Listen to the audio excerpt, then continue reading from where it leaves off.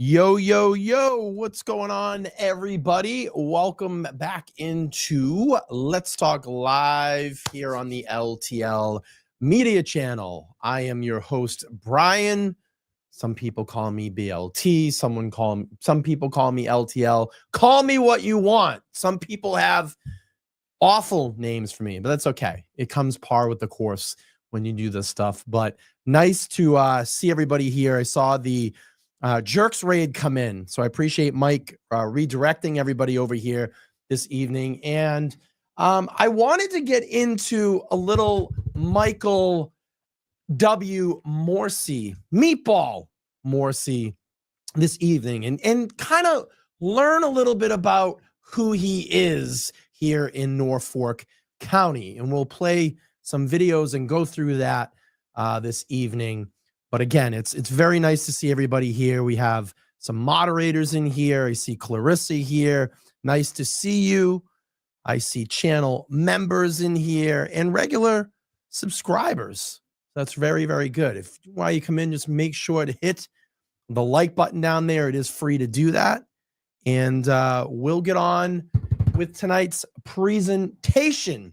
So I wanted to talk about the corrupt Michael Meatball Morrissey this evening and the absolute sham charges that he has bestowed upon Karen Reed. And we're now, almost 3 years into the Karen Reed case and getting ready and set to start here in April. Karen Reed 2.0. Bev is very adamant about starting this trial on April 1st.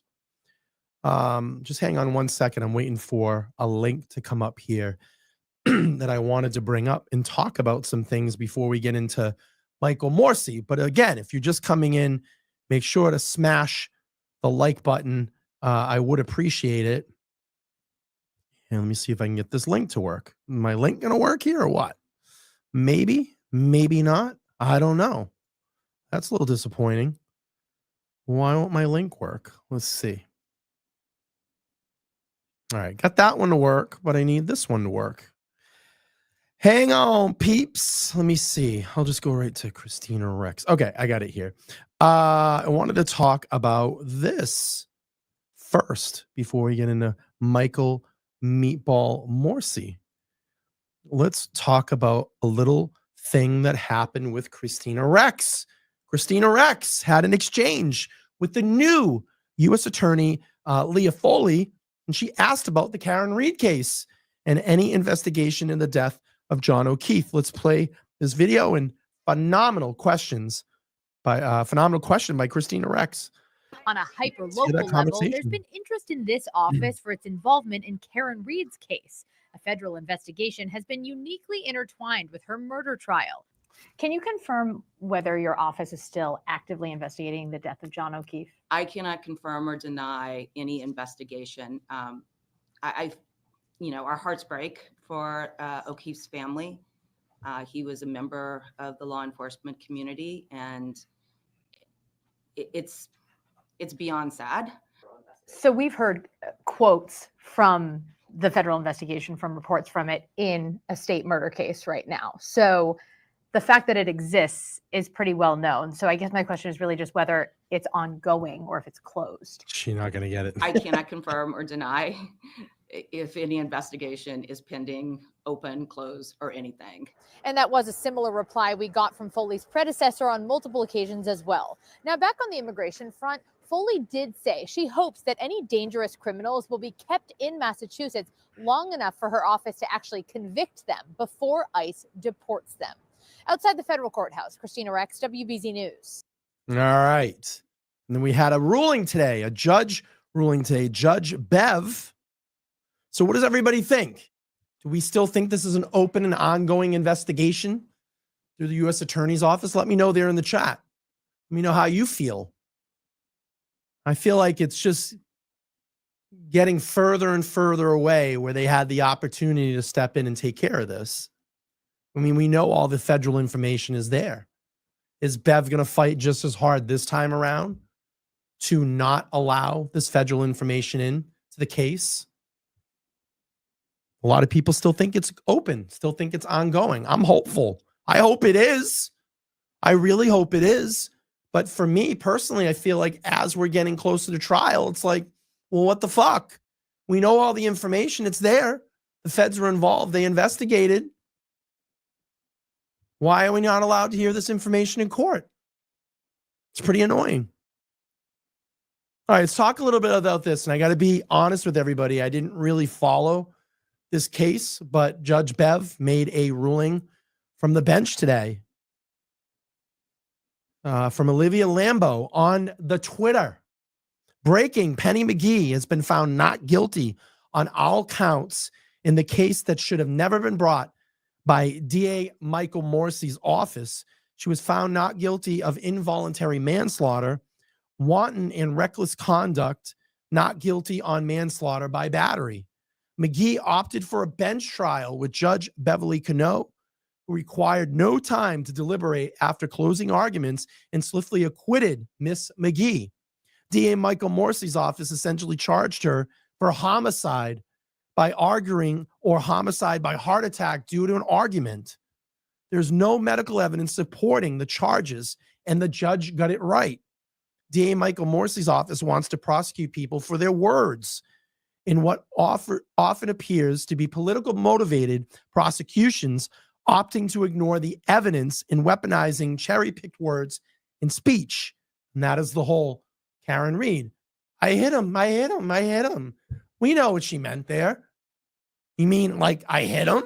You saying I hit him? That's really what she meant. And this has been completely taken out of context. And what is a terrible tragedy, the Commonwealth pro-lifered and amplified the family's mourning, creating more pain and suffering. Where does Penny McGee go now to get her life and reputation back? And here's a little bit of a clip from Melanie Little. Obviously, she was following this case and listened to the verdict today. And let's hear and see her reaction. I don't need to recess to deliberate. I just want counsel to know, Ms. McGee to know, and the record to be clear that I have gone through all the exhibits. We're going to have a verdict. Half days last week. Friday afternoon, I got to go through most of the exhibits. Mr. McDermott was kind enough to help me get together the medical records. I went through them this weekend, and we had last night and this morning to review everything that was admitted this week. So I've gone through everything. Ms. McGee, would you stand, please? Oh, I'm so nervous. On manslaughter regarding, on the theory of wanton and reckless conduct, I find you not guilty. Wow. And manslaughter caused by a battery, I find you not guilty. Not guilty. Ms. McGee, your discharge was held in other process. There be no other process. You're hereby discharged. Thank you. Thank you very much. What? Not guilty. I don't need to That was Melanie Little's reaction. Again, you know, I didn't follow it. I didn't have time to follow it. I heard some little inklings in the background, but, you know, ruling from the bench today.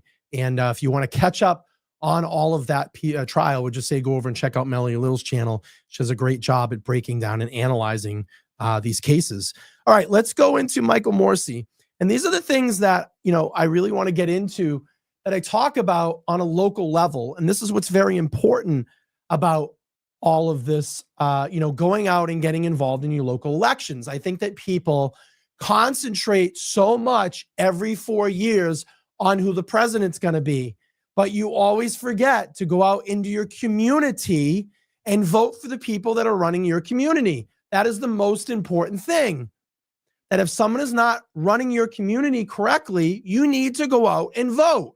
If you don't agree with their politics or their views or what they're doing in your community to govern it, get off your ass and get out and vote. It makes a huge difference. So I'm not going to go through his bio. What I want to talk about, and this is to my point, if you look at the electoral history of Michael Morrissey, look, there hasn't been anybody challenging this dude. I'm going to go back to 2010. You had one person as an independent that challenged him in 2010.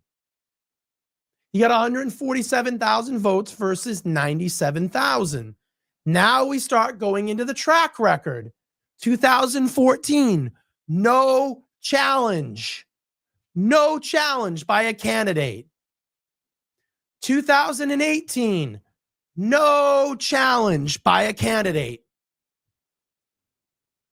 2022, no challenge by another candidate. But that's going to change in 2026.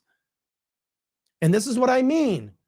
This is where the public needs to step up, get someone involved in their community that can go and challenge these people, get them out of office. They hang around for too long.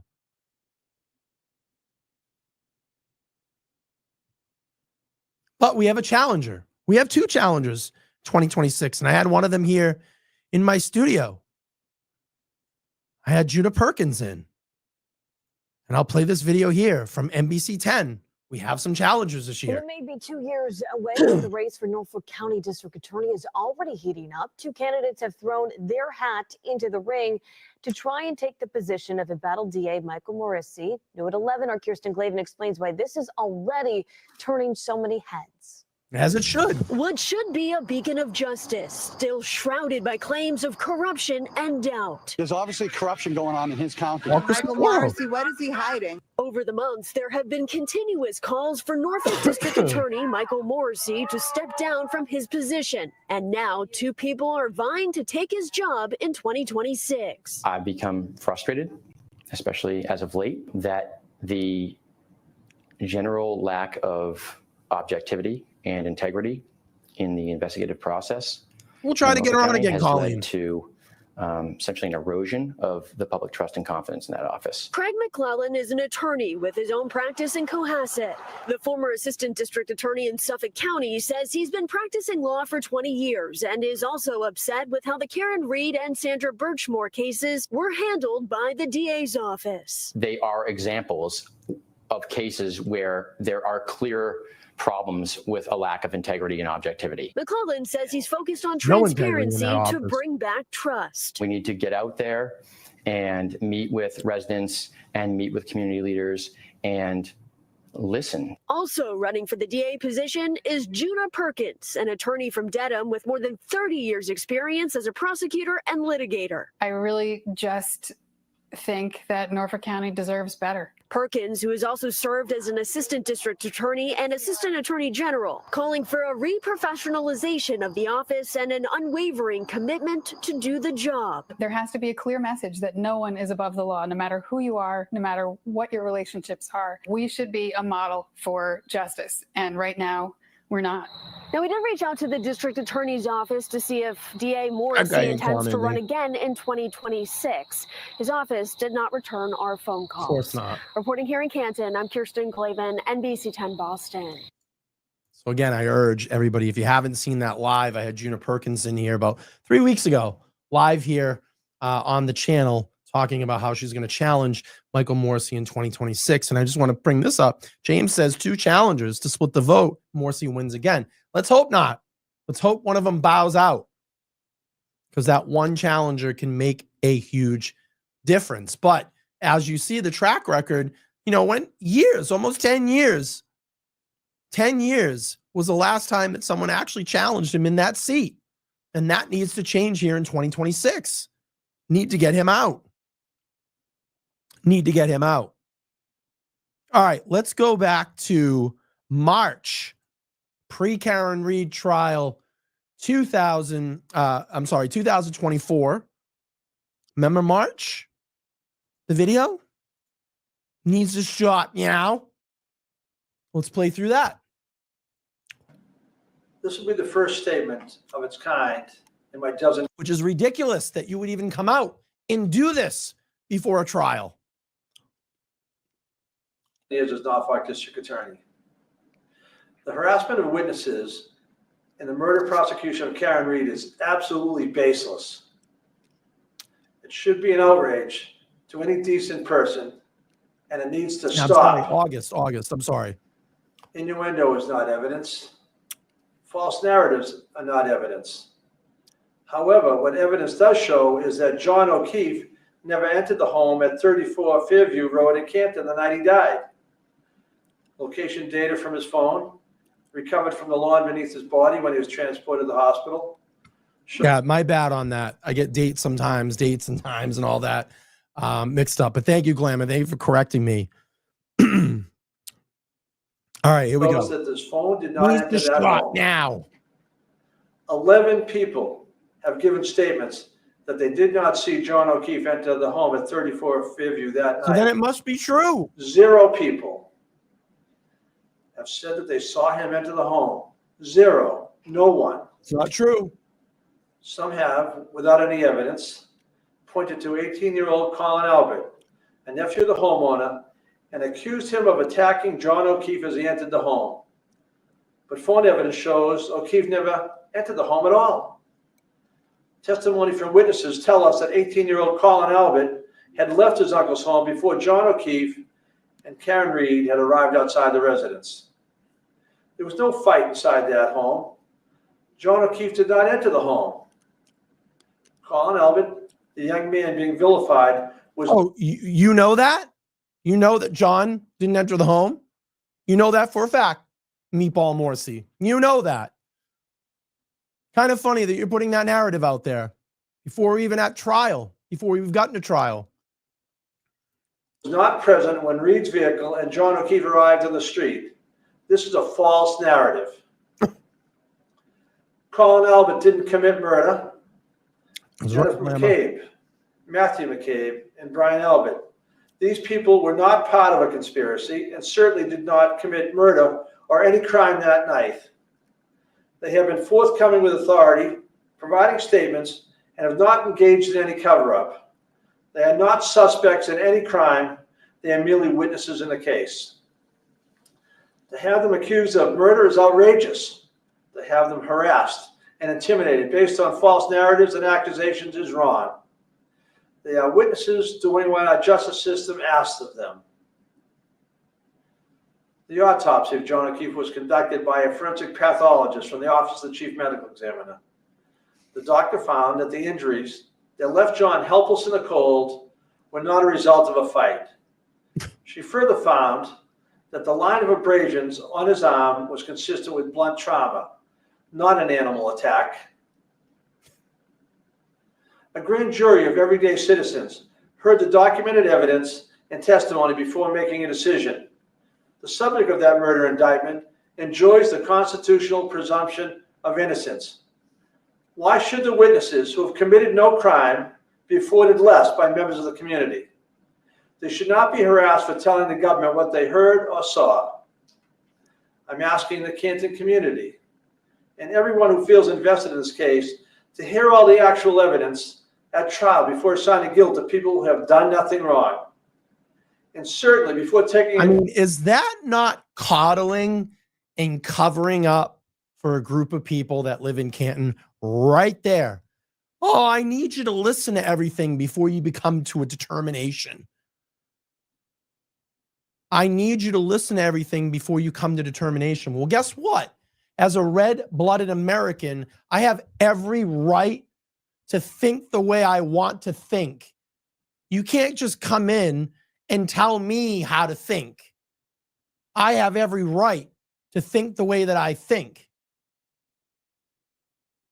Oh, you got to listen to everything first. No, I don't. Because I can look at it and look at everything that's in front of me and know this is a complete sham. That Karen Reed didn't do this. Karen Reed didn't hit John. It's a fact. It's a fact. Upon yourself to harass citizens who evidence shows have done nothing in this matter but come forward and bear witness. We try people in the court and not on the internet for a reason. The internet has no rules of evidence. The internet has no punishment for perjury. And the internet does not know all the facts. Conspiracy. We can't have public discourse. We're not allowed to talk about this. We're not allowed to have our own opinions. That's essentially what Michael Morrissey is saying. We have no opinion. We have no skin in this game. I have every damn right. You have every damn right to make a determination on how you feel. That's called the First Amendment, sir. And you can't take that away from us. Theories are not evidence. The idea that multiple police department, EMTs, fire personnel, the medical examiner, and prosecuting agencies are joined in or taken in by a vast conspiracy should be seen for what it is, completely contrary to the evidence and a desperate attempt to reassign guilt. Unreal. Michael Proctor, the state police trooper, being accused of planting evidence outside 34 Fairview Road, was never at Fairview Road on the day of the incident. Proctor and his state police partner traveled together the entire day while other officers were processing 34 Fairview. Trooper Proctor was not there and did not plant evidence at 34 Fairview Road. In addition to having no opportunity to plant the evidence, as has been suggested, exactly, Proctor would have no motive to do so. Trooper Proctor had no close personal relationship with any of the parties involved in the investigation and had no conflict. Not at all. And he had no reason to step out of this. Well, where is he now? Where is he now? We're looking at February 10th for the final disciplinary hearing in his trial, essentially. I still think, in my opinion, they're going to bury it and they're going to go, well, we have all the information. We have all the facts. It's going to take some time to sort through this. We'll come to some determination at some point. By the way, I just want to say this, Leslie, thank you so much for the $5 on Cash App. Definitely helps out the channel. All right, let's finish this up. And then I want to go to some campaign speeches that we have from Michael Morrissey in 2022. And then we'll end it with about a 45-minute interview, the rock star DA Michael Morrissey, so you can get a little bit of an insight of how he runs his Norfolk DA's office. Investigation. Every suggestion to the contrary is a lie. This should be seen for what it is and not used as a pretext to attack and harass others. What is happening to the witnesses, some with no actual involvement in the case, is wrong. It is contrary to the American values of fairness and the constitutional value of a fair trial. It needs to stop now. You stop now. I am releasing this recorded statement rather than holding a news conference because my remarks need to be so narrowly tailored to the issue at hand while the prosecution is pending in Superior Court. Okay. But the message is the same. What is happening to these innocent people, these witnesses, is wrong. Innocent people. Innocent people. Innocent people. What's happening to these innocent people is awful. We're not allowed to talk about it. We're not allowed to discuss it. No First Amendment. Wrong, and it needs to stop. Needs to stop. That fucking guy. Unbelievable. Unbelievable. All right, let's go to some candidate speeches. 2022. This was on his recent campaign running for Norfolk DA. Of course, no fucking challenger, but that's going to change here in 2026. Hello, I'm Michael Morrissey, and I'm seeking re-election to continue serving as your Norfolk District Attorney. Prior to becoming District Attorney, I found... Real quick, let me just get to this. Cynthia, you're a sweetheart. Thank you so much for gifting 10 memberships here on LTL Media. Welcome in new members. That's one free month on Cynthia. That's a $4.99 membership. And all I ask at the end of your trial, if you can just sign back up and you can use the $1.99 option, that helps keep the lights on here in the studio. And I would appreciate that. All right, let's keep here. Let's listen to Michael Morrissey's candidate messages. 2022. Founded and managed what grew to be a good-sized law firm and served as a member of the state Senate. What I learned from those years has been very helpful to me. The District Attorney's Office. I now run also Norfolk County's largest law firm with more than 60 attorneys and 100 total staff. What I learned during my years in the legislature is that the answer to a surprising variety of problems is to get people access to the help that they need. All right. Let's do this. How about you let me run my show and I do my show the way that I want to do it. If I want to yell, I'm going to yell on my show. This is my microphone. And if you don't like it, you can see your way out. Okay. Because this is my show and I'm going to do it the way that I want to do it. Okay. And if you don't like my style, you don't like my show, you don't have to watch. but this is what I like to do. So if you don't like it, have fun. Go watch another show. Get the fuck out of my chat room. How about that? All right, let's keep playing. That philosophy is carried over in my time as district attorney, partnering with our local police departments, municipal governments, school departments, and community organizations to build and protect the strength and safety of our communities. There is no doubt that a lot of the crime that happens day to day requires a swift response and consequences. Citizens turn to their police department for their immediate safety, but they turn to the... Do they really? Would you feel confident turning to your local police department in Norfolk County? Really? Would you feel confident enough to call the state police to help you out right now after everything that we've seen in Karen Reed's case? You'd feel confident calling them? You'd feel confident calling them, knowing what happened to Trooper Enrique Delgado Garcia at that police academy? And fucking people were there watching what happened. Cadets, now troopers, and instructors that are probably still there instructing. You would feel confident about that. To call the state police and say, help me, I have a problem. Court process for lasting justice. I've assembled a very talented pool of attorneys and invested in them, getting them the specialized training and education they need to deal with complex and sometimes difficult cases. I have implemented a conviction integrity committee to look at our cases even after they have been resolved. Every attorney in my office knows that I measure our success not by the number of convictions we secure, but by getting the right answer, wherever justice falls. Sometimes a long sentence is required to protect the victim from a perpetrator or to protect the community from a pattern of crime. We don't shy away from that responsibility. Being tough on crime is simple. Being smart on crime requires tremendous levels of dedication and creativity. And that is what I demand of my attorneys and their supervisors every day on a case-by-case basis. As we look to deliver justice across the county, Massachusetts has the lowest incarceration rate of the 50 states, but we still rank near the bottom in violent crimes. There are cases where a year of substance abuse, mental health, or other treatment will do more to prevent a defendant from reoffending than spending that year in a cell. That is why I've worked with the court to establish the first Veterans Treatment Court in New England. We have maintained an active drug treatment court in Quincy District Court, a mental health court, and a domestic violence session. We work to find durable solutions because breaking that cycle of crime in one offender's life can also change the trajectory of that family and possibly the entire community.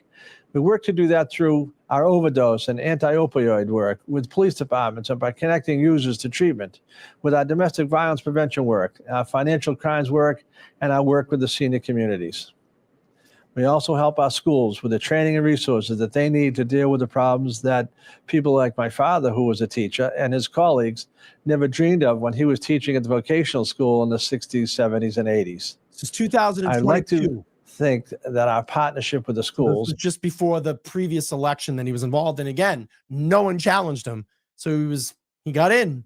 No one was out there challenging him. As I say, it's big in 2026 that we need a candidate that's going to step up. And again, I had Gina Perkins on my show. There's another candidate, and I really hope that someone will drop out and someone take the lead, because I don't want to see a split vote between those two candidates. And then Morrissey's going to get in again if he runs. And I guarantee you probably is going to run again. He's probably going to run again. And our support for the police departments and communities and the coalitions as they work to keep their kids safe and healthy plays a part in Norfolk County having the lowest rate of children in juvenile detention in the state. There are many times when crime is what it is, and that requires one response. There are also times when something is both a crime and a symptom of a deeper problem than sitting in a cell would, at best, briefly pause. It requires experience, openness, and a great deal of work to see where justice and future public safety lie on a case-by-case basis. That is the work I ask you to allow me to continue. Finally, the pandemic and the extended closure of the courts across the state have created unacceptable backlogs and delays everywhere. There are victims and victims' families who are being forced to wait too long for justice, some of whom I've developed a close personal connection with, and I'd like to see those cases through and see our work to resolve those backlogs through to success. You can now vote. Early voting is occurring as we speak, and you can also vote by mail. I'm Michael Morrissey, and I'm asking for your vote on September 6th, the state primary election day. Thank you. That was September of 22. We'll go to one here in November. It's a little shorter, and then I want to get to that 45-minute interview to really find out about who Michael W. Morrissey is here and how he runs his DA's office in Norfolk County. All right, let's keep Hello, I am Michael Morrissey, a fourth-generation Quincy resident, and I've been honored to serve as your district attorney. During my years as district attorney, we have continued to move the office forward, being smart on crime, expanding the use of juvenile diversion to get kids back on the right path, expanding drug diversion to help those with substance abuse disorder break free of addiction, expanding mental health diversion and treatment, and to keep people with those afflictions from cycling in and out of our courts and in and out of our jails. I've tried to use the power of the office to make our community stronger, our neighborhood safer, and empower the people who live across Norfolk County through education, prevention, and intervention. Because of the support that my M, thank you so much for the $10 super sticker. I appreciate that. I love that comment. He's doubled in size. More meatballs, chicken pie. My friends in Quincy and across the county have shown me you will not see anybody on the ballot running against me. But I am still here to ask you in the strongest possible terms to get out and vote. Our local candidates need you. Our statewide candidates need you. Those on TV and in the papers calling this a pivotal election for our state and our county are not exaggerating. This is the first congressional election since the Capitol was stormed in Washington, for the first time since the British did it in the War of 1812. I'm asking all of my fellow city voters to look into what the candidates on your ballot have said, but more importantly, what they have done. Vote for experience, vote for stability, and most of all, vote the bright promise of America. It has never been easier to cast a ballot in Massachusetts than it is right now. Anyone can make a written request to the city clerk's office for a mail-in ballot, as long as the clerk receives it by November 1st. You also enjoy the I trust mail-in ballots. Active voting as I do. You can take part in early voting starting on October 22nd and going through November 1st. The first weekend of early voting starts at City Hall, 8:30 to 4:30 on Saturday and Sunday, the 22nd and 23rd. And then again, 8:30 to 4:30 during the week at City Hall. And on the weekend of the 4th and 5th, it shifts to North Quincy High School, again from 8:30 to 2:30. If you have any questions, the staff in the clerk's office is always helpful, 617-376-1132. I would just appreciate your continued support and your vote on Election Day, November 8th. Thank you. No. All right, let's go here. This is this is from 3 years ago on the Stoughton Media Community Channel. We're going to hear a little bit of an interview here of how Michael Morrissey runs his DA's office.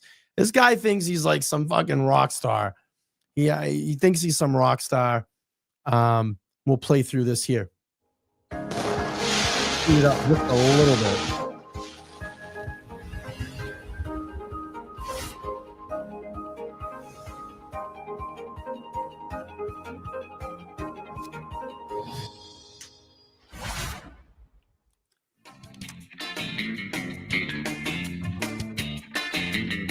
God, it's painful. And continues to do so, having served as a state representative, served as a state senator, and now as our district attorney here in Norfolk and Plymouth County, well, in Norfolk County, District Attorney Michael W. Morrissey, who has served as and was elected to the district attorney as Norfolk County District Attorney in 2010.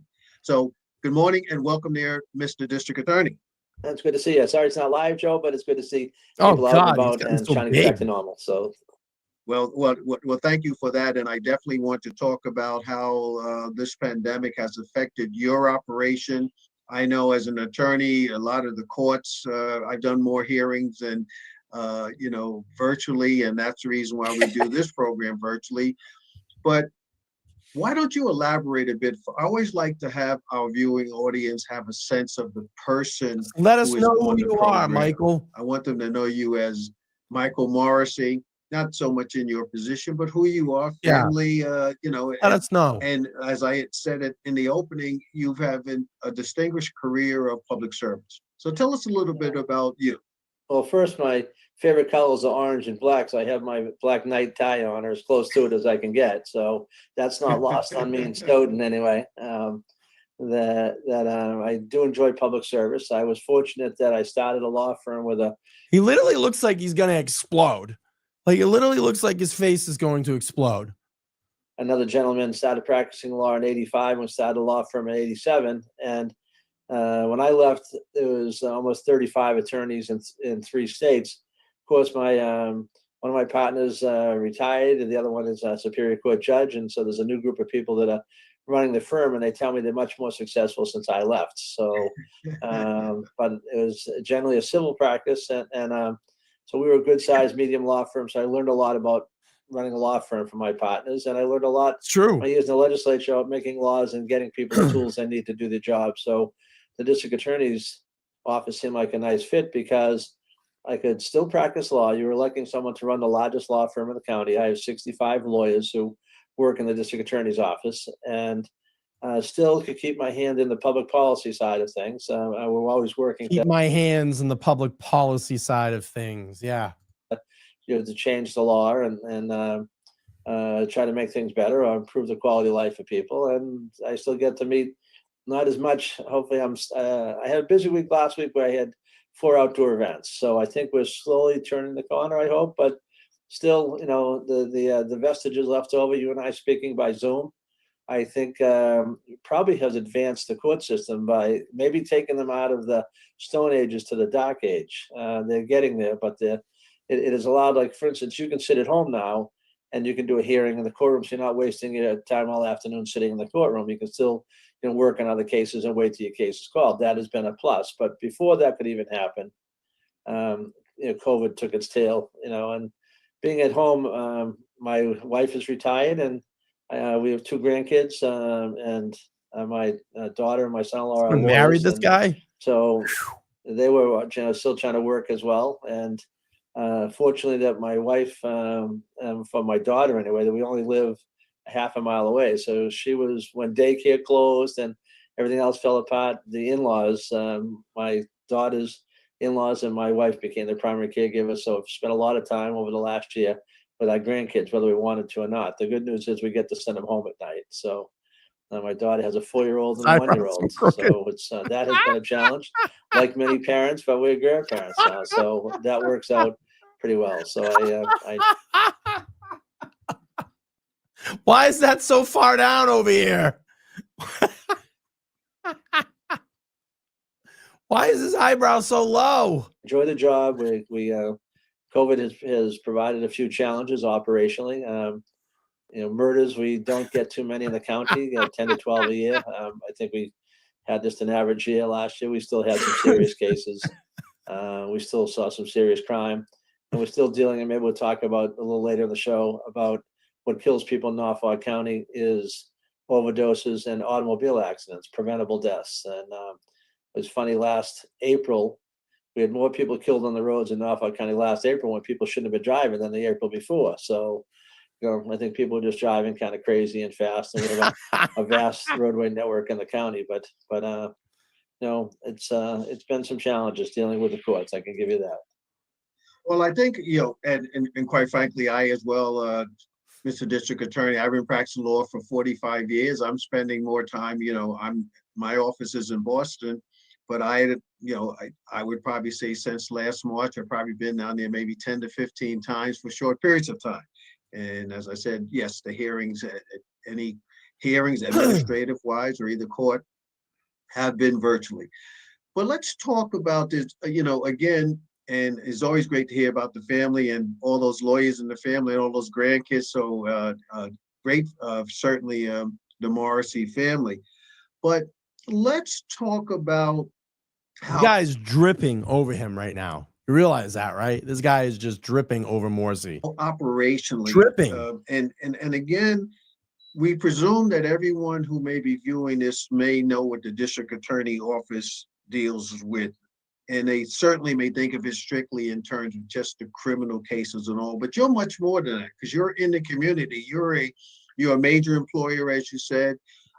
You are part of the community, et cetera. Can you give us the expanse of what the district attorney's office covers? And then secondarily after that, talk about how the pandemic has affected as far as your people going out when there have been murder investigations and crimes that have to be committed and their participation in court. How has that affected your operation as well? I can answer that. Lies, corruptions, cover-ups. That's what the Norfolk DA's office is involved in. Well, I guess the first Morrissey thing to do is kind of start at ground zero. We had a murder trial going back in March, when all of a sudden in the middle of the trial, the court closed down. And so basically we didn't even get a chance to finish that case. And so during the period of time, I probably have to stand up here and move because there's a moving light. So I'll wave my hand anyway. But so there's when the courts closed down, we had to figure now what. You know, we knew that people had to be arraigned because people were committing serious crimes, and we knew that there was going to be murders. We knew that people needed help getting access to services. You know, that if you needed a restraining order, so we basically strung together, you know, a bare minimum network of, you know, no one was going to the courthouse.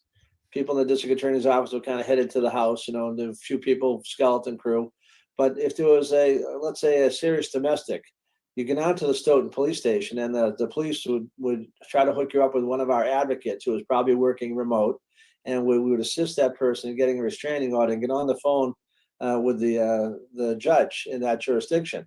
And so the police department were the central form of, you know, they were controlling all the traffic. And so we wanted to make sure people got the necessary services and got the paper and the support they needed to be able to protect themselves. Oh, kind of like you could have done in Sandra Birchmore's case, right? Just sweep that one under the rug. And that was the good news. The bad news was a lot of the safety net places where you might send someone and things like that weren't taking people in. Where was her advocate? So it presented a little bit of a challenge in that regard. Yeah, I think there's something going on here. The dynamic of people being at home, you know, like a One lot of your of times everybody was at home. So her. if you had a restraining order and the person was told to stay away, for instance, well, generally you knew where you're going to find the person because they were at home. And, you know, it's not like finding a safe, you know, outlet, one dove or a shelter became much more difficult. That was, I think, one of the harder parts. And so we had to work to try to make, you know, the real serious cases, make sure people were protected. And then you said going out to murder scene. That's funny because there's no vaccines then, and we're going out to murder scenes. And so we had to try to, state police had to be cautious, working with the local police, which we always do. And so, you know, obviously wearing a mask became important, and just collecting the evidence. And some of the attorneys, you know, would not necessarily be as present as they would. They'd be more available by phone or computer so they could interact with the police when necessary. So we lost a little, I think, of that personal touch. And I know, you know, from the practice of law, you're 45 years in. So you have younger people who work with you, and you've seen a lot in 45 years. And so I think we lose some by not being in the office because you have that give and take. You know, some of it is the camaraderie of being in the office, and some of it, they used to give me a hard time. They enjoyed that. I could take a beating of the rest of them and give one out. But if you had a question, say, Joe, now listen, I have this search warrant, and blah, blah, blah, blah. And, you know, so have you ever seen anything like it? What would you do? And so, you know, yeah, you can still pick up the phone, but it's not the same when you can just walk into your office and you have a conversation, or you get a couple of people together. And you know, I'm a firm believer in some of the senior people have to drag the younger people along. And I think, you know, we lost it. We haven't really had we went almost 15, 18 months without a trial. And that I think has hurt us all. I mean, I had senior people dying to try cases that were jumping in, trying district court cases just to keep their hand in, you know, to stay fresh. And down at Lombardo's. Now, I don't know if you're old enough, you know, if you grew up in the area, if you went to a prom at Lombardo's, but we had people that were kind of laughing when that was one of the problems that we actually had. We didn't, after we finally got to the point where you'd have an arrest, we were one of 3 counties that didn't have a courthouse capable or able of holding a trial. And you know the age of the buildings, you know, I mean, in Norfolk County, it's we're one of 3 counties, Berkshire, Cape and Islands, and Norfolk. And the newest building is Quincy District Court, which I say is I can't repeat it on TV, No problem, but Jackie. it's Glad 10 you're pounds here. of you know what in a 5-pound bag, and it's, I know. it's a very difficult place. The air quality is bad, and on a good day, and the windows don't open, and then the oldest courthouse we have is Superior Court. We're literally like 12 minutes in. He hasn't answered one question. Even if you take your and my age You together, think this candidate's we serious? throw in Roy, there's still not enough years. I mean, it was built in 1820. Had Wow, Sacco and Larry. Vanzetti tried in 1920. It's a nice old building, but they finally determined that we couldn't meet the spacing requirements, for safety, and we couldn't meet the air quality requirements. So they had to look for an alternative site. And Lobato's, I guess, came to be. I'm not sure that was the best choice, but it was the choice that they chose. Spent a lot of money to do it. Sadly, there was only one Superior Court case tried at Lobato's, a civil case that resolved after 2 or 3 days. And other than that, the district court used it, pretty extensively. And it's important in the district attorney's office, as you probably know, whether it's civil or criminal, people don't generally want to talk to you until their back is to the wall. It's like doing your homework. You're going to do it tonight if it's due 2 weeks from now, or you're going to wait 2 weeks from now and do it the day before. Most people are procrastinators. And especially when you're talking about people whose outcome of the decision could send them to jail, no one wanted to talk to us. So without the backdrop of having the ability to have a trial, it became difficult to try to deal with some people. Now, well, isn't that true? I wanted you to relate all of this so that we can, we can put this in perspective as to what the impact of COVID-19 has had. Oh my God. The operations. It's interesting that, not interesting.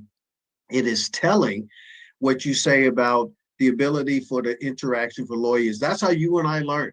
We learned by having. By the old timers dragging right. me along, That's right. The interaction, the senior lawyers, had opportunity to tag along with someone in court. I don't do much in terms of litigation presently, but my sense is that's how we learn. And that's happening not only in your law firm, the district attorney's office, but in law firms throughout the country. Sure.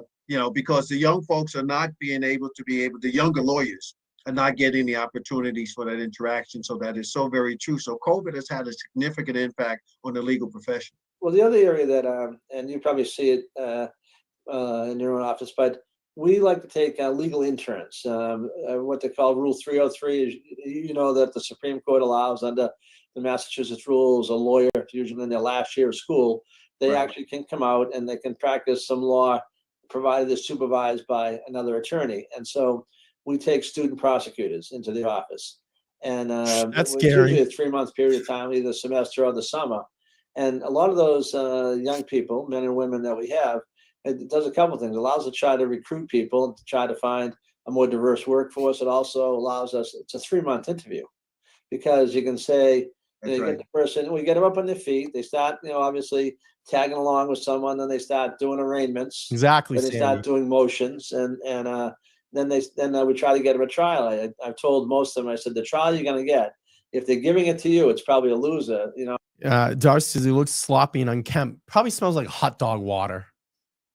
That's what I picture him to smell like, hot dog water. For some reason, I don't know.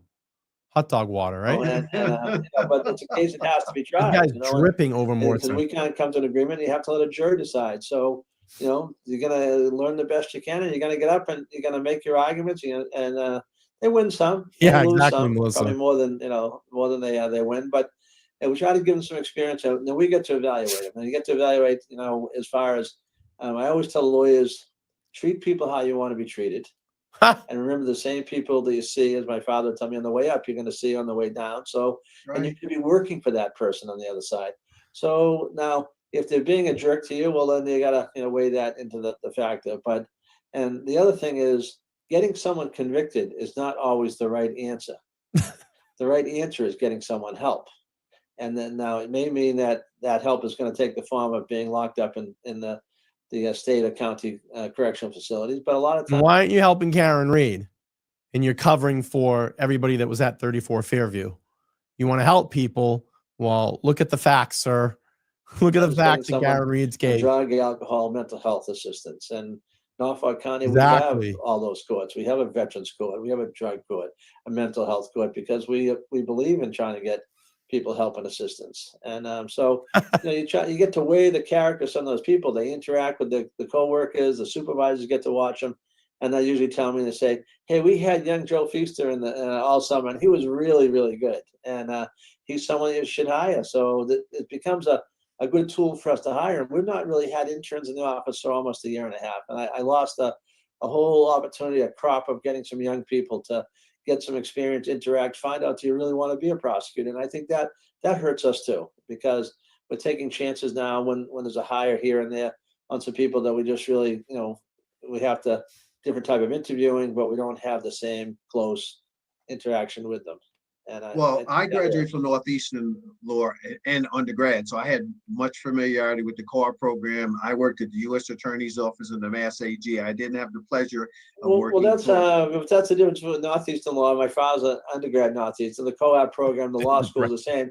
They're big on hands-on people. That's they correct. think getting you out of the community is half the battle of getting a legal education. Now, when I went to Suffolk, that wasn't the same. Of course, I was in the legislature. It was harder, but they do have clinics, as they call them, and they have kids who have the time to do an internship. But Northeastern built it into your schedule, which I think is one of the strong points about Northeastern law. Right. And the reason why I mentioned that is what you were talking about, having a chance for a look-see at the individual to get a sense of who they are, and they get a chance to work in the offices. And I can tell you, it was invaluable to have that opportunity, even what I ultimately did when I graduated from law school. Well, did one of the people that you tried, did they hire you? When you said you tried the U.S. attorney and the well, no, because I decided not to do criminal law, but I went into labor law. I went to the NLRB when I graduated from law school. So again, you get a chance to do that. I always tell folks I came from the Perry Mason and when F. Lee Bailey was notable mindset, because I thought I wanted to do criminal law. That's what I thought I wanted. Speaking of F.E. Bailey, I don't know if you all have checked out that 4-part series, the new O.J. Simpson Netflix series. You've got to check it out. It is mind-blowing, and it's so funny. It's like Karen Reed case, the amount of evidence that was not either allowed in or was even submitted as evidence and brought up at trial. That literally would have convicted O.J. like that. I'm on part 3 right now. I'm looking forward to finishing that and getting to part 4. It is A++. You have to watch it. You've got to watch it. It's really good. Well, you got a taste of it, and the taste wasn't for you, which is that's equally as important. That people always say, "I'm going to come. I want to be Perry Mason," and you said you got there. Well, so it works for a lot of kids too to say, "I don't think so," or they may become a prosecutor and they say, I'd like to be a defense attorney. Or conversely, I want nothing to do with criminal law. And well, I have to. I was in New York when I was an undergraduate. I met then DA Gold, and I had a conversation with him, and I also interviewed for the DA in the Bronx, New York. It's so good, Lord. From New York, and I find out things like OJ's blood being mixed in with Nicole and Ron's blood at the scene. OJ's blood being mixed at his house, the blood droplets with Nicole and Ron's blood, not admitted into the trial, not even brought up. It's unbelievable. All the stuff that literally would have convicted him like that. But you got to watch it. It's really, really good. Dude was guilty as fuck. I have no problem being a prosecutor. There is a role to be played. Our society is to be protected. So I have no problems with doing that. But the reality is, as you know, when I graduated in '72, I think the DA's offer was probably about $6,000, if that much. It might have been a little more, but I wouldn't. It didn't hit 10. I can assure you, it didn't hit 10. So that's right. But again, I think your staff was great in preparing some things for you and I to chat about. And as I told Roy, I said, the district attorney and I are going to go in the direction that we want to go. So I have the notes here from them. I have notes, but I know they were mentioning two things, which are one of which is directly related to, again, the disruption that COVID has done. And that's where oh my God. the the sense of releasing prisoners from the Dedham jail. And certainly, I'm sure that had an impact on the work of your office and our whole issue. Didn't want the same thing in terms of the COVID outbreak that took place at Rikers Island in New York. Yeah. For one, so I wanted to have you talk about that as a start. What was that? And those specialty courts that you talked about, I would like for you to re-emphasize again, because you mentioned them. I'm familiar with them because I deal much in mental health and also in substance abuse matters. Scott's gonna unleash organizationally and things, and of an interest to me to talk about the specialty courts. And then lastly would be, I know your counterpart in Suffolk, Rachel Rollins, has a viewpoint as far as what types of crimes should be treated in a particular way. And I was wondering if there's any thoughts in the Norfolk County District Attorney's Office or your view with regards to how you may treat certain crimes. So those three issues. Sure.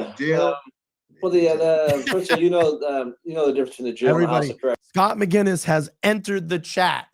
This is watch what he's going to say about Michael Morrissey. I guarantee you. He will keep you entertained throughout the rest of this program. So I just would tell people that the jail is where we send people that are awaiting trial in the House of Correction, which is on the median strip. They're both located together, but the House of Correction is where you're sentenced up to 2.5 years, so people understand the difference. So exactly, we do have murderers that are being held in the jail awaiting trial, and that's a sad part. We're down about 25 murders to go. I mean, we just haven't been able to move any cases, and serious cases. A lot of people balked at trying a case wearing a mask. So it was quite evident to us early on March of last year. On March 4th, the population in the House of Correction and jail together was 489 people. The maximum capacity was 620.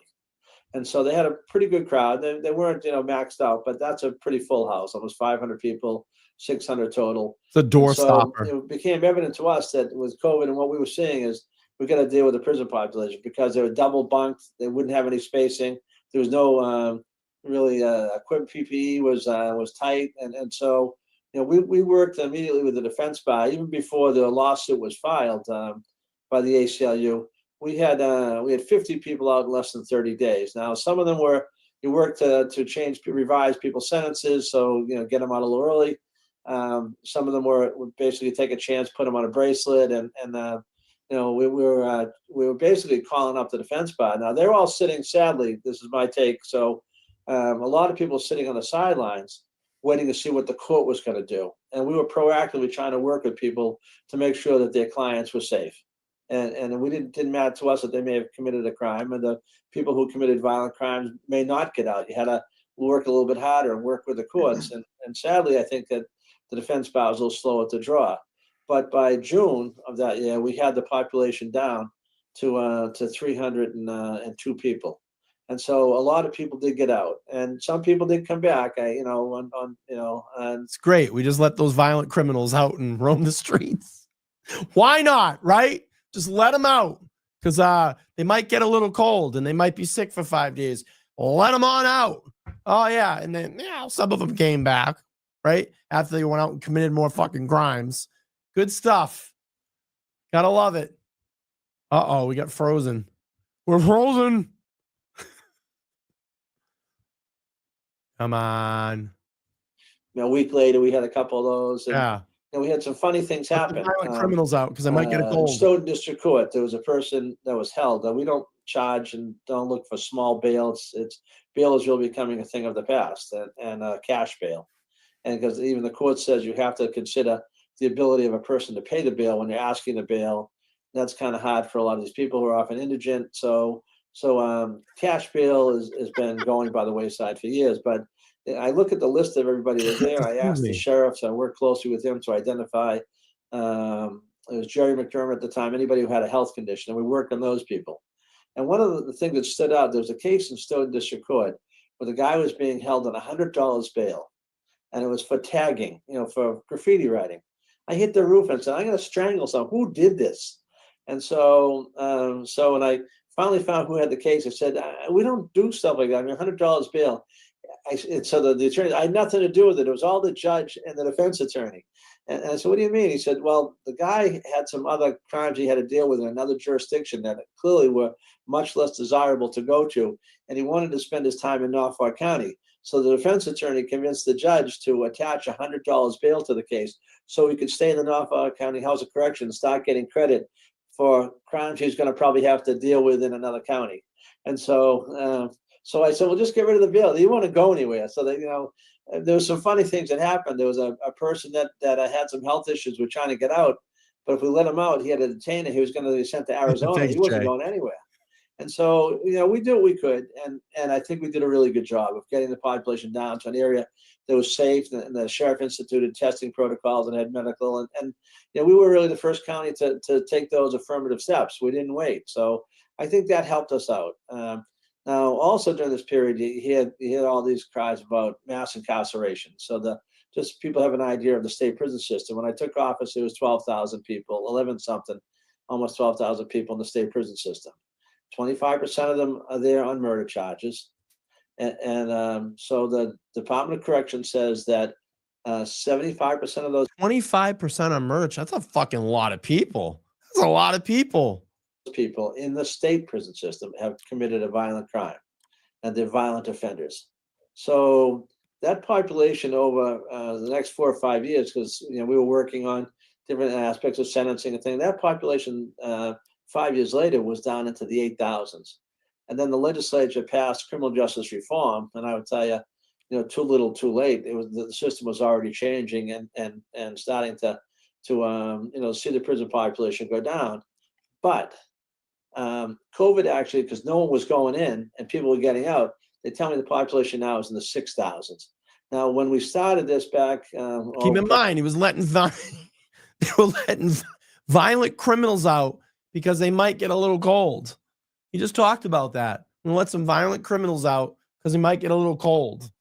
Unreal. Probably 11 years ago, I think we were 47th in rate of incarceration. We are now, and have been for a long time, 50th. No one is lower than us. And so at one time, I don't have the most recent numbers, but the average in the United States, like 3 or 4 years ago, was 440 people per 100,000 incarceration. The bad states like Louisiana, Oklahoma, Texas were north of 600, 700 range. Massachusetts was down in the 120s. Wow. And we were lower than Canada. Canada like in the 130s per 100,000. So I guess I would tell you that we try to put the right people in state prison. But then you also hear the so-called nonviolent drug offenders. And we don't jail nonviolent drug offenders, but we did do a survey about 4 years ago of the people who were in the state prison system that were there on a drug charge, 94C drug charge. And we took a look at who are these people and what's the story. So we found out that 75% or more of those people had a violent crime. Now, they weren't classified by the Department of Corrections as being violent offenders, but when you look at their records, they either concurrently or in the immediate past had a gun charge, an assault charge, a armed breaking in, robbery, things that are just violent crimes. So they fit the characterization of who was already in the state prison system, even though they were considered primarily drug charges. They never were in the totals, but they fit the profile of the state prison. And then you say, well, what else do we know about these people? And then we look further. They represented 43 arraignments on average per individual. There were no strangers to the criminal justice system.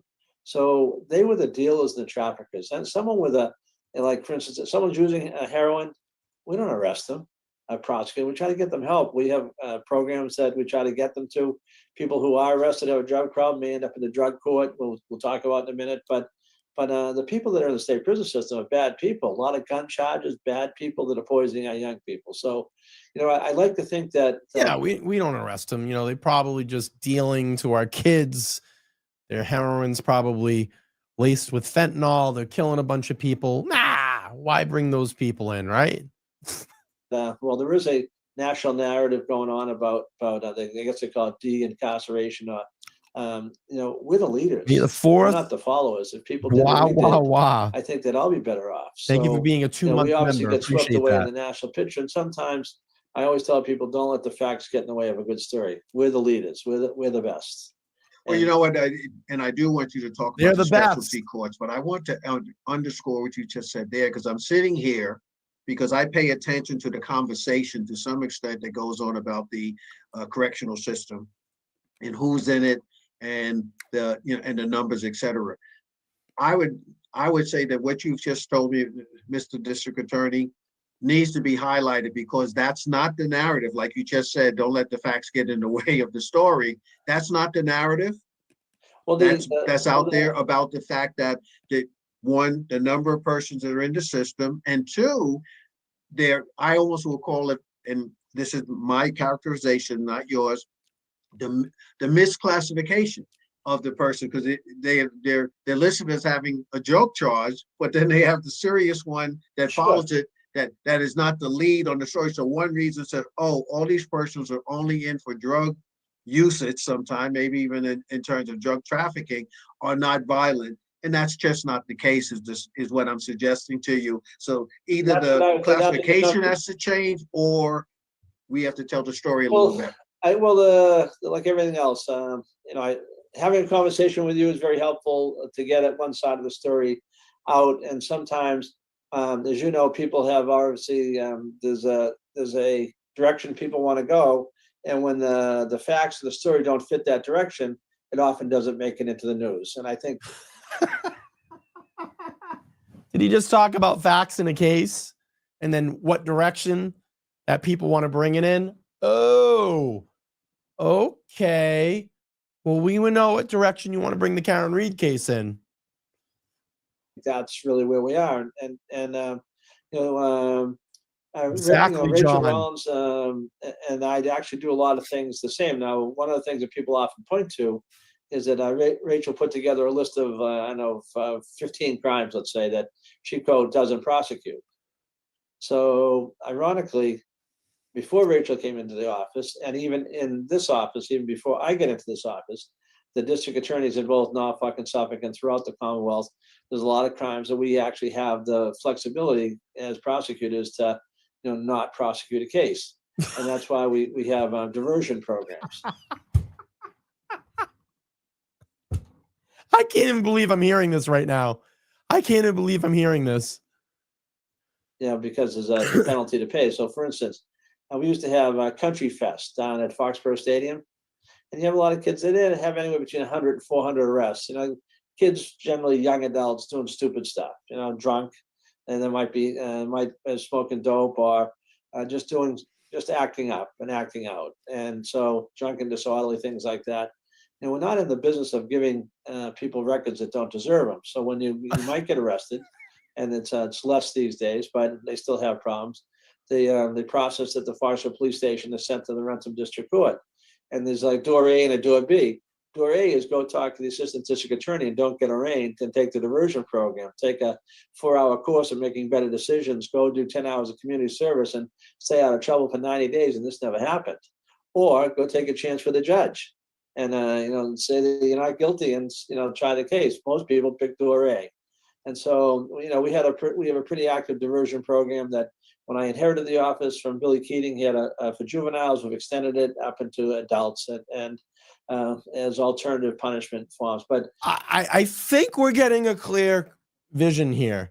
This guy loves to prosecute people, even at the lowest level crimes. This guy actually fucking enjoys it. You can see it, the smile on his face. The more people we can bring through that court system, this fucking guy gets hard off it. He loves it. He loves to prosecute any fucking crime. Any little thing that he can turn into a crime, he loves to do it. He has got a fucking boner over this shit right now. Loves it. Loves it. Rachel has a hard and fast list. And he loves prosecuting. I would disagree with is that look at him, I can't smiling. I can't see me saying to the merchants in Stoughton that I don't prosecute for larceny or shoplifting, and because we do, but we don't do it. Every that's what you do. Case has to be evaluated on the facts and the merits of the case, And so if someone's in there stealing some food because they're broke and they have kids at home, there's no one in their right mind is gonna prosecute that person. But conversely, but you definitely would. Instead of shelling out a couple of bucks and saying, here's a steak for you and your kids, you definitely would arrest them and prosecute them. But the guy that's dealing heroin and the guy that's dealing fentanyl, those people you don't want to bring through the system. He just said it. It's unbelievable. And if you're a serial shoplifter, and this is like your fifth, sixth, or seventh time, you're probably going to end up involved in the court. So we don't have a hard and fast rule. We evaluate every single case, whether it is a simple case or a complicated case, on the face of the case. Now, I can't tell you the last time that we've had someone arrested for underage drinking. Just don't do it. I can tell you though, some of those kids may have been getting a boot in the fanny and gone into a diversion program. They may find them picking up papers on Wollaston Beach, or raking the park in Stoughton. You know what I mean? That because you made a mistake. And but driving under the influence obviously is a little beyond that we do prosecute that. But someone smoking or marijuana involved, we force them to try to get into a program, complete at least some education so you know what you're getting into. Why would you want to give a 16 or 17-year-old kid an arrest on alcohol or drugs that's going to stick with them for the rest of their lives if you don't have to, when you can try to steer them in the other direction? And obviously marijuana now is legal for people over the age of 21, as is alcohol. So it's just I can't tell you that we haven't prosecuted those cases. I just don't have a list. And let me say, you had the list. And again, and like you said, I like the viewing audience to know exactly what you do. I would suspect that those who will watch this show will have, wow, I didn't know that District Attorney Morrissey had that type of sensitivity, or his office had that type of sensitivity and that community concern, because they would just think that it's hard and fast arrest, prosecution in terms of jailing. So it's refreshing for them to learn. I know this, but they may not. I mean, LaFiero checking in. Good to see you, Nan. How are you? We had a fantastic show the other night. I just looked at it today. I think it has 9,200 views on it. I'm very happy with it. And if you haven't checked out that show, you need to go over and check out my show with attorney Nan Gallagher. And I'm definitely going to have her back on the show soon to talk more about these cases. But she says they don't, quote, evaluate cases. Yes, they don't. But this guy loves to prosecute people, believe me. I'm not up the ranks prosecutor. I came from pretty much a civil practice in the legislature, so I approach things a little differently than most of my colleagues. Yeah, but again showing the parallel with what your office is doing is in terms of that recognition that this is a community issue that you're trying to address, particularly in the types of crimes. Speak to that as far as your office interaction with the specialty courts, the drug court, the mental health court, and the veterans court. Can you talk about that a little bit, those specialty courts here in Norfolk County? A couple things. Some of the cases involving those classes of people, we try to divert and get right into programs that help. Sometimes they end up having to be court involved, and when they find themselves court involved, that each of those programs has, they treat the whole person, I guess. You have a team of people who are all interested. Let's say the Veterans Court, for instance, and these people who obviously served our country in many cases come back. I expected to find young people from Iraq and Afghanistan more heavily involved in the Veterans Court. It's older veterans, and from the Vietnam era, and so basically one of the things we try to get people back into the community. So how do you do it? You get a judge who cares. In this case, it's Jimmy Byrne, who took over for Judge Mary Hogan Sullivan, who has a son who is like a West Point grad. So I mean, you have people who are sympathetic. You get someone from probation who work closely, hand in hand. There's veteran mentors who work with the individual, and you get a prosecutor. I had at one time 3 or 4 people who were JAG officers in the military, and JAG ops. Captain Sean Riley still is my guy in the Veterans Court. He's still in the JAG Corps and still working for us, a good attorney. And they meet usually one afternoon a week, and they identify certain people who could be referred to, let's say, the Veterans Court. The same is true of mental health and the drug court, but the Veterans Court is a good example. So what do? They get the VA involved, they get other social service agencies involved. So if you were a veteran, a lot of these people have drug, alcohol, mental health, employment. Nan says, great show, Brian. Hope you're feeling a little bit better. I am feeling better. I had super vertigo today, all day at work, like super vertigo. My sinuses are obviously still congested. You can hear it. This has been the most frustrating virus that I've gotten. And from people that I've talked to and things that I've read on the internet so far, I still have a sore throat. I still have a touch of a sore throat. It's been 3 weeks like this. It is taking people months to get over this, months to get over it. And actually, I had a little bit of some explanation. So I went into the dentist. Let's see, not did I go yesterday? Yesterday, I went to the dentist. And I was in there because next Wednesday I have to go and get the preparation for my crown because I had 2 root canals. My dentist looked at me and he goes, have you been feeling well lately? I said, well, can't you hear me? I definitely haven't been feeling well. And he said, it's funny. I'm looking at your x-rays from when they did the root canal. He said that top one they did over here was really deep and you had a lot of roots that were in that tooth. He said they were so deep, they went up into your sinus cavity.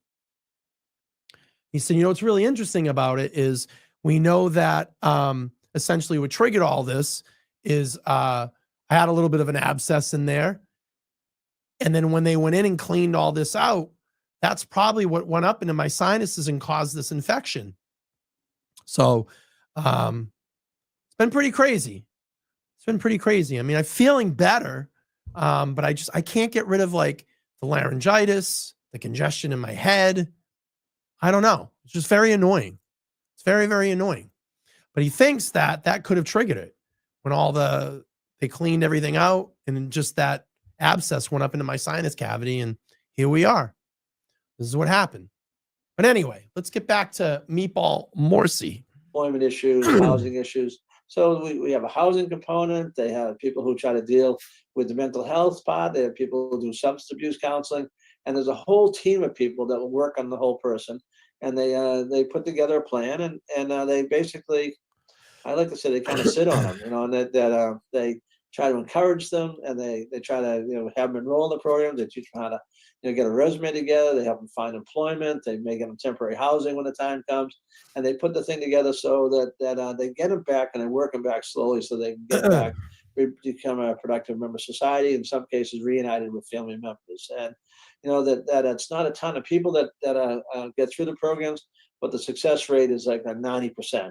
As far as recidivism is way up there. So when you have a committed team of people who are doing, it doesn't take any really much more money. It's really committing resources that we already have to do that. And we've done that with, I think, the only county, we're the first county in New England to have a veterans court. And we've had a drug court for a number of years. And Billy Keating may have started that. And the mental health court is been around for a while as well. So I think we have most of specialty courts, and the courts finally actually designate a judge to run the specialty courts statewide. And we were leaders in Norfolk County of many of those. So I just Judge Coffey is that person. Judge Coffey out of West Roxbury. And so a decent person, you know what I mean? That you need an understanding, compassionate individual who has some patience. Now, Judge Hogan Sullivan used to say, I'd rather go to jail at times than face Judge Hogan Sullivan at times. She was a taskmaster. She kept people in line. She did a wonderful job. She was a great person, but she was stern but firm and fair and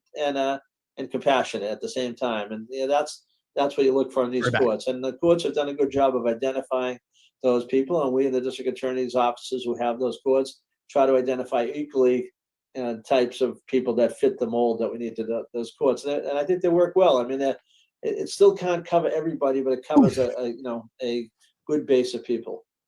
Well, again, I am impressed with those courts. I wanted to have you speak on and elaborate on the specialty courts and the work of your office, because they are so important. And it brings as I call it, a non-criminal factor to those persons who may have special needs, and they do deal with the whole person. So I'm I'm glad to see how intricately your office is engaged with those specialty courts, Mr. District Attorney. So we have to do a little more. Congratulate you.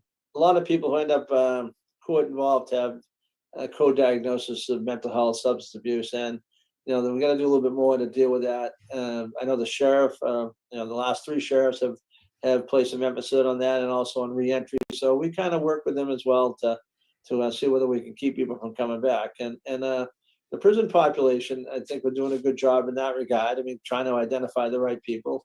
I have a heavy emphasis on prevention, intervention, and that's another area that we got hurt in COVID because we weren't able to go out and talk to the schools as much. We weren't able to talk to some of the other groups, the substance abuse groups that work hand in hand. We have, when I took office, specialty courts, we're compassionate prosecutors.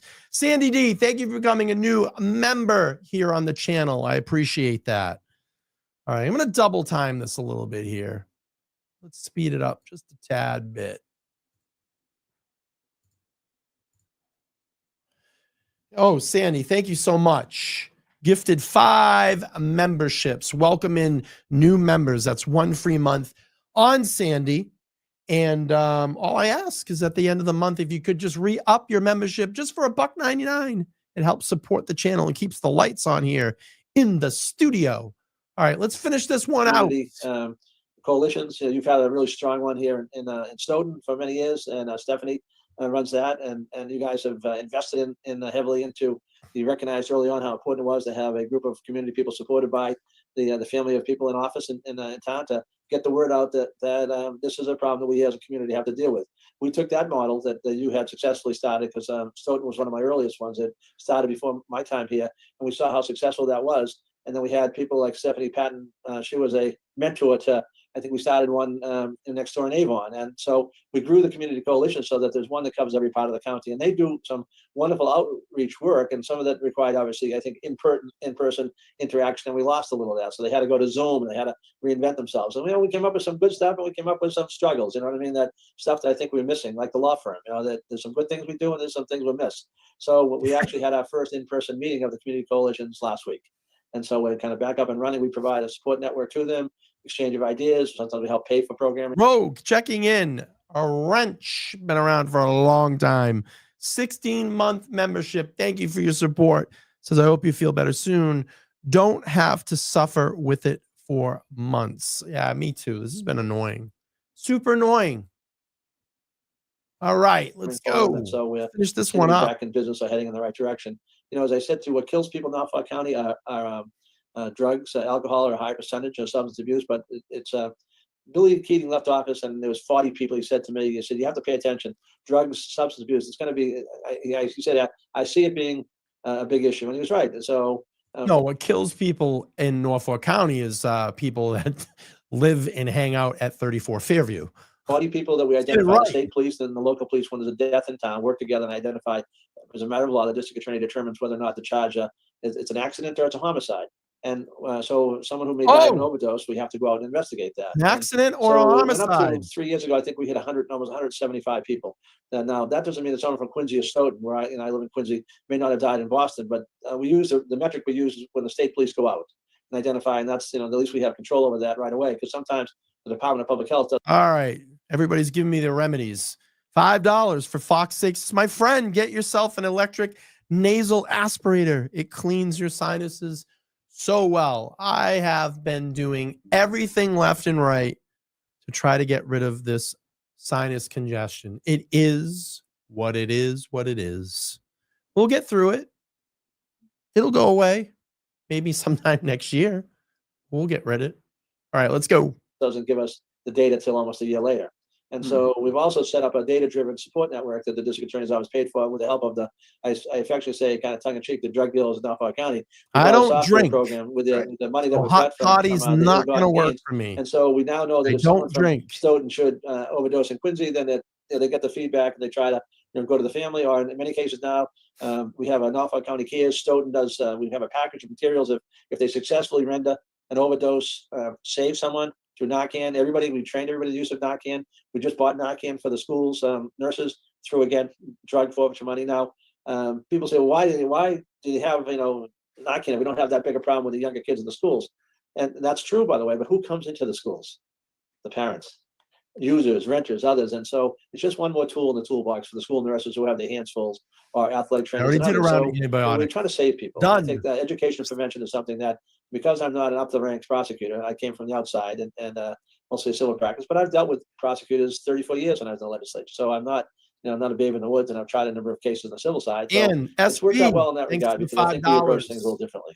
Well, I think, it's just commendable. And I bet you folks going to look at this program and say, wow, I didn't know that that's what the district attorney's office says, that sensitively dealing within the community, certainly protecting the community with the responsibilities that a district attorney's office has, but it's much more than that in terms of the education, the cooperation with the specialty court. So I commend you, Mr. District Attorney.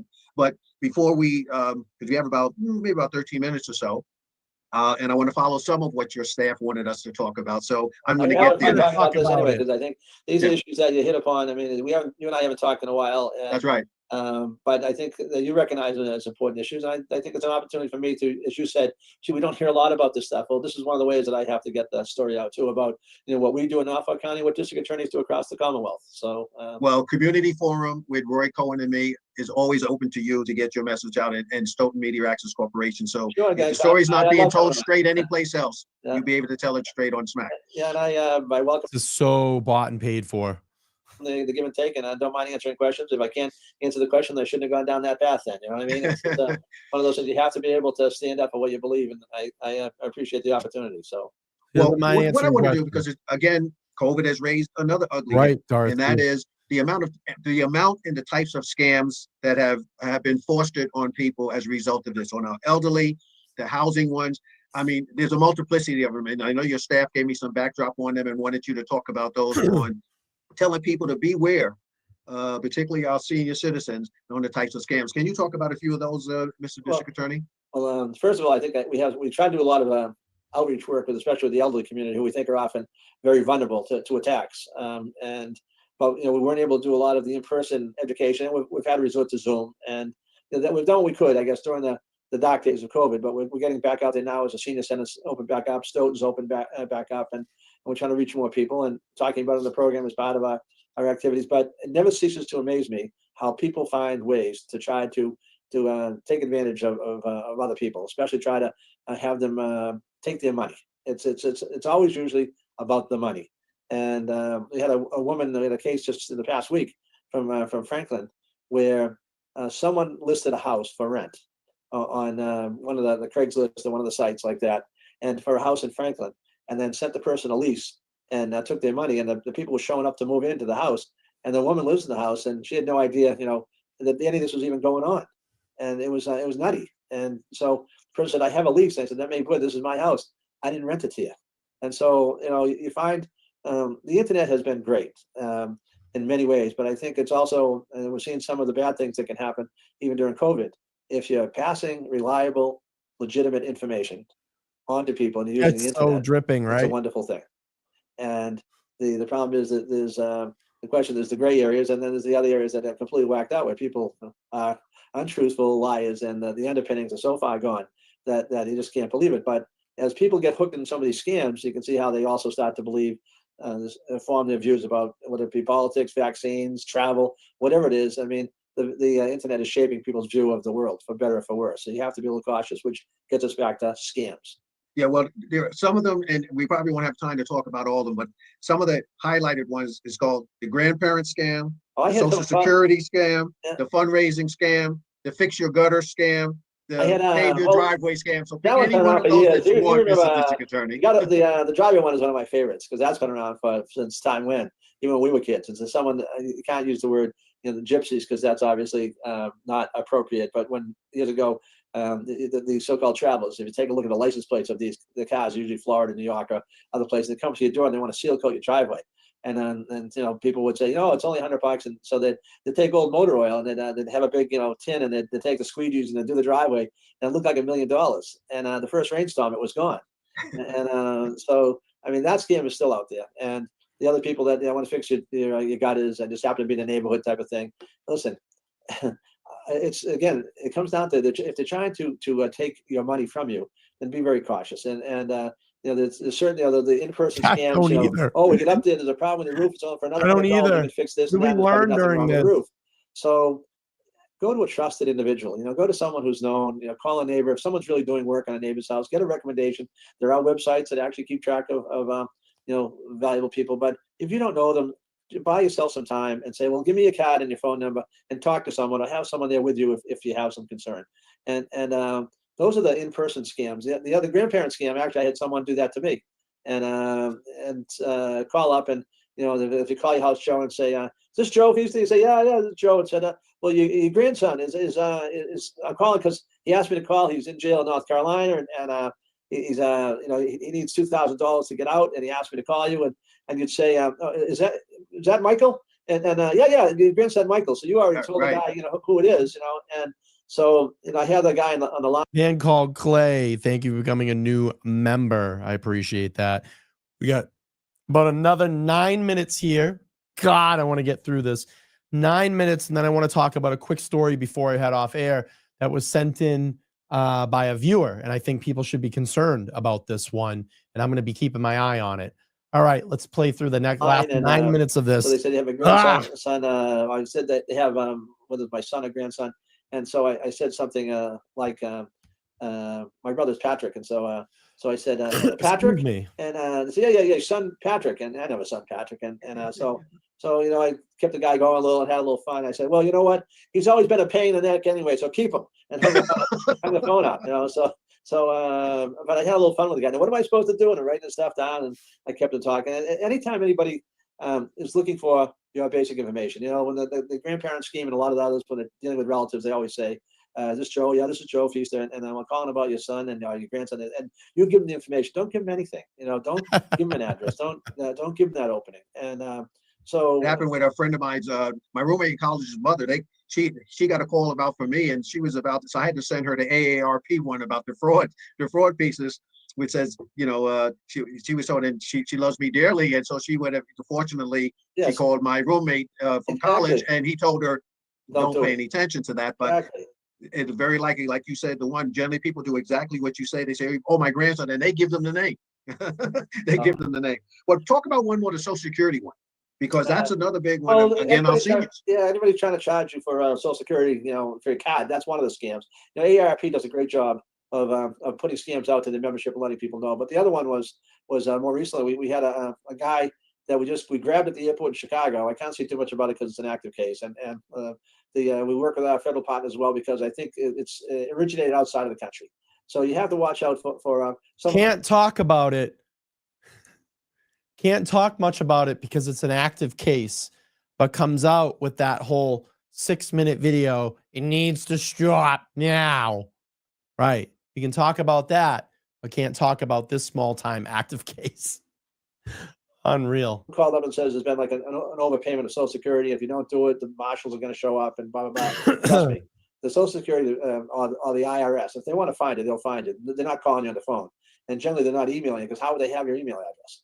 So as a practical matter, just take information from people and then verify, trust and verify later. Say, okay, fine, okay, geez, I'll have to talk to my wife, even if you're not married. Let me talk to her, and I'll get back to you. She handles the books. Give me the information. Take the information down. Just put them off and take the information. Call the local police and say, this is a story. Call a trusted friend, a relative, someone who, if you're concerned about whether it's legitimate or not, call the district attorney's office. And generally, we can track that stuff down. And I would tell you 99.9% of the time, they're trying to take your money away.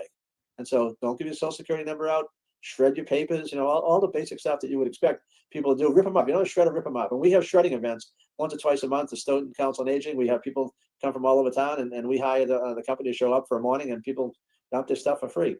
Guide your ID these days. And that's the guy who's heading out of the country had a couple $100,000 on him, and we think he probably has scammed more than millions for people, and probably headed to India, we think, is where he was going.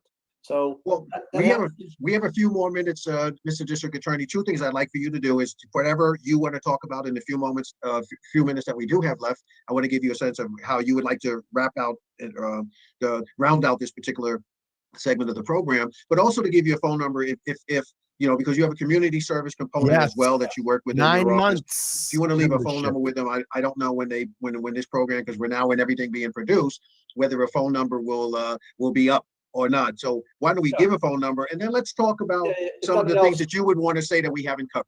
Well, the phone number of the DA's office is 781-830-4800. And usually it's the 9 to 5 phone number, but if, take messages. If you have a serious problem, we tell people call the police. Don't hesitate. I mean, they want to be called beforehand and after the fact. We tell people after they take your money, it's hard for us to get the money back. We might catch the person if we get lucky, but a lot of these schemes originate outside of the United States, and that reach is much harder to get. We got lucky because this guy was flying out. Our federal partners helped us out. We identified him. They grabbed him. He's back sitting in jail now, awaiting trial in Massachusetts. So Amazon, Bank of America, be careful of all those people. They're looking at the scams. If it doesn't feel right, it probably isn't right. And no one needs an immediate answer to anything. So take a deep breath and have someone look at it. And so COVID has been ripe.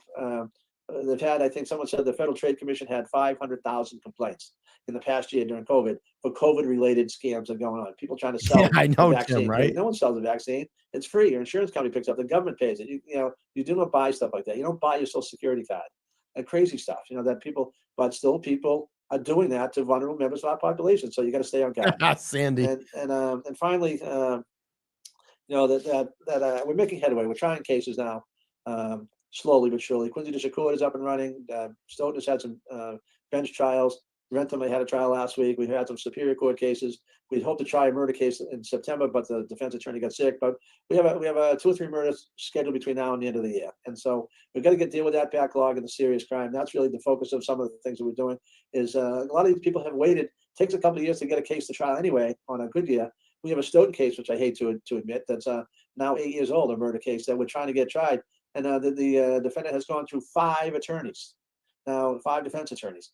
We've prepared twice to try this case, and that's one of our top things. That's the oldest case we have in the office, and because they're dealing with someone's liberty interest, the court sometimes bend over backwards. I would say too far sometimes to protect these individuals. I have 5 attorneys that you and I paid for, Joe. So God, these are the we're going to worst get that to fucking trial. jobs. And there's So those are dirty. the focus right now, and get the people back out and educated and about scams and about staying safe in their home, and start to get some of the outreach programs that we have and diversion, so we don't deal with that. We had a program. If you have an old crime you committed, if you were in the presence of a hypodermic needle, that was a crime. If you have an old marijuana conviction, we can expunge your record. We were the first people to train people and all the defense attorneys and others to do that because the legislature changed the law. So Mr. District Attorney, I mean, this has been such a bountiful conversation, and I'm sure that our viewing audience will certainly have learned more than they ever thought they knew about the District Attorney's office. And you have definitely in another month or two, and you and Roy, I appreciate the opportunity. Yeah, well, in terms of well, again, I like an informative program. You certainly have provided that. I've even learned about the work of your office, and so the reality is, I just want to thank you for being on here with us here at Community. We didn't learn shit about how his office works. All we learned about is how much this fucking guy loves to prosecute people for the lowest level of crimes. Forum, as I said earlier, Community Forum and Stoughton Media Access Corporation are friendly. All right, I've had enough of this. All right, before we end here, I want to talk about something that's pretty serious, and this was sent in by a viewer this evening, and I want to read through this a little bit. God, I always do these stupid fucking things. So this just got sent into a viewer, and this happened up in Ipswich. Oh my God, I almost didn't say it. Quote, I want to know what happened to him. Sister of Army veteran questions his death in Ipswich. Ipswich, Mass. I'll get this out, believe me. The sister of an Iraq war veteran who died after being found unconscious on the ground in single digits temperatures on Tuesday says she's frustrated with the lack of information. Marion Lyons said her brother, Michael Brooks, was a U.S. Army veteran who served 20 years in the military. Brooks, 65, was pronounced dead at a hospital after being rushed from the scene on Caroline Avenue in Ipswich. Neighbors told Boston 25 News that Brooks appeared to have injuries to his face and legs. Quote, he was in shorts and bare feet and had a t-shirt on, one neighbor told Boston 25. Quote, his face was all beaten up and it looked like his legs were all cut up. Lyons said if her brother was physically attacked, it would be more than one person to bring him down. It had to be more than one, Lyons told Boston 25 News. He ain't gonna run from nobody. It had to be more than one person who did it. He's a big dude. Authorities have said that there are currently no wider threats to the public. Reached by email Thursday, a spokesperson for Essex County District Attorney's Office said that there's no other information released at this time, including the case of Brooks's death. Cause of Brooks's death, I'm sorry. Quote, I want to know what happened to him. Why was he beat up like that, Lyons said. He got along with everybody, she added. Lyons said her brother attended college in Texas on a football scholarship. After graduating, she said he joined the military. About 3 months ago, she said Brooks fell on hard times after losing his job.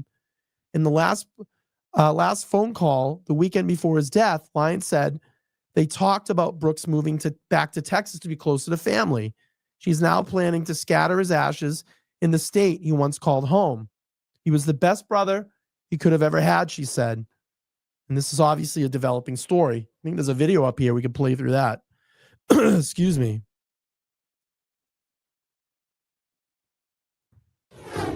We're learning more tonight about the man who died after being found outside in the bitter cold in Ipswich. This is Michael Brooks, his sister sharing this photo with us from his time in the Army. She says he served in Iraq. Brooks died after being found unconscious outside on Caroline Avenue in Ipswich, wearing just a T-shirt and shorts in single-digit temperatures this week. He was 65 years old. Neighbors tell us it appeared that he had injuries to his face and his legs. I spoke with Brooks' sister in Texas, who says the family is still waiting for answers. That's what I want to know, Kim. I want to know what happened to him. Why he would beat up like that. It had to be more than one. Because he ain't going to run from nobody. And it had to be more than one person that did that. Brooks' sister there telling me that when they last spoke over the weekend, they talked about him moving home to Texas. I did reach out to the Essex County DA's office today to ask about the status of the investigation and the cause of death. A spokesperson told me they have no new information to release at this time. Authorities have also said previously there is no threat to the public. No threat to the public. So I just want everybody to be aware of that. Let's keep our eyes peeled on that one. Let's keep our eyes peeled on that one. All right, we're gonna head out here. Before I head out, I'm going to drop the link to the live that I had with Nan Gallagher the other night, attorney Nan Gallagher. If you haven't checked out that live, you need to. We talked about Karen Reed. We talked about Trooper Enrique Delgado Garcia. And we got a little into the Idaho 4 Brian Koberger case. And she's definitely going to be coming back here on the show and doing more spots with me here. And I look forward to that. So listen, I just want to thank everybody this evening for hanging out here on Let's Talk Live. All the super chats that came through. We had a lot of my wonderful moderators in the chat, subscribers, and all those new members that have joined, and all the continued new members and subscribers here. I think that's it. We're going to head out. Karen has a hearing tomorrow. We'll see what the result of that hearing is going to be. I'm sure I'll be back here pretty soon to go over that and review that. I'm going to try to get Mike and Mazda Media back here on the channel pretty soon. So we do our collaborative thing that we've been doing. We've been kind of circling each other's channels. So it's my time to have them back on. We'll wait to see what happens in this hearing. And then I'll get together and have those guys on. And I'm actually redesigning my studio right now. I just ordered some new chairs to get the setup in here a little bit different. And I want to have Mazda back in here live. It's been a while since he's been in the studio. And I know he wants to come down here. So listen, I want to thank everybody again for checking out tonight's show. We got a little bit of a glimpse on who Michael Morrissey is. Boring as fuck, fat as fuck, and loves to prosecute people for the lowest level of crimes. That's pretty much what I learned tonight. And he's got lopsided eyebrows. So I love all of you people. I'm trying to get my voice back here. It's been very, very frustrating. But it will happen. It just takes some time. And that's going to be it. We're going to hit the outro here. I love all of you. Make sure to like, share, and subscribe. Comment down below. Let me know what you think. And we'll be back soon. And love all of you. Everybody have a good night. Take care. Peace.